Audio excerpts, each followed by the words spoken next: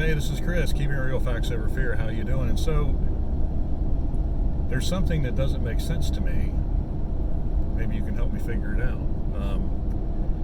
People who have been vaccinated insist that everyone else get vaccinated so the pandemic doesn't start back up again, or to somehow protect them, or to whatever the reasoning is. I don't understand the reasoning, because if you're vaccinated, you're vaccinated.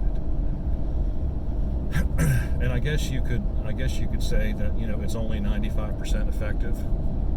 But if you really think about what the true number is, what that 95% effectiveness means is that you have 5% of the normal chance of contracting coronavirus. Do you understand where I'm going with this? In other words, there's a certain number, there's a certain percentage chance every day I go out, I could catch COVID-19 from someone. If you got the vaccine, you're protected out of 95 times out of 100 instances from when you could get COVID-19 from someone. And so you have 5% of whatever the normal chances of getting it are, which is, I don't know, 1 or 2%, maybe a little higher than that. And so you're talking about such an infinitesimally small number. I mean, it's the statistical likelihood of you getting coronavirus from someone when you're vaccinated with the Pfizer or the Moderna vaccine is so small that it's not even worth taking the time to do a cost-benefit analysis of it, because you're not going to get it. I mean, the news, of course, wants to trump it every time somebody does, but we're talking about literally a handful of cases out of hundreds of millions of vaccinations. Think about that for a minute. The only person I'm putting in danger by going out not vaccinated or myself, of course. But I'm not in danger from getting it from somebody who's been vaccinated. I just don't buy that. That has not been scientifically proven. I mean, there's people. I mean, it's just this virus is not that different from all the other ones. It's just not. The only ones who are in danger are the people who haven't been vaccinated.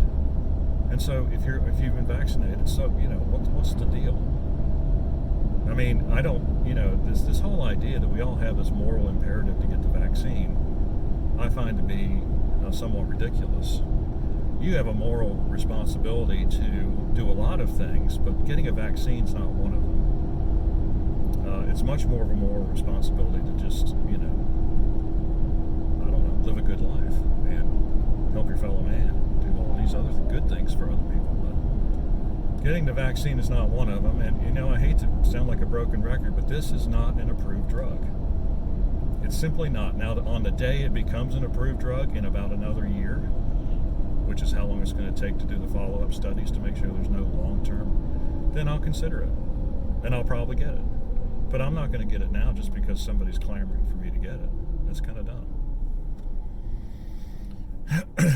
So, yeah, I just thought I'd bring out that little fact about your chances. If you're vaccinated, there's zero chance.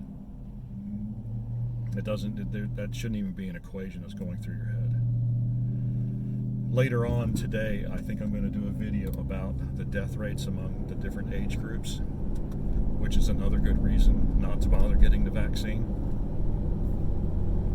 I'm looking for some more data that shows the current state of things regarding COVID-19, and not the whole picture that started, a year ago, late February.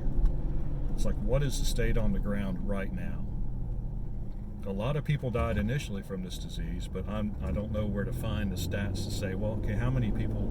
Well, I guess I can just, but they don't break them out by demographics, which is what I'm interested in.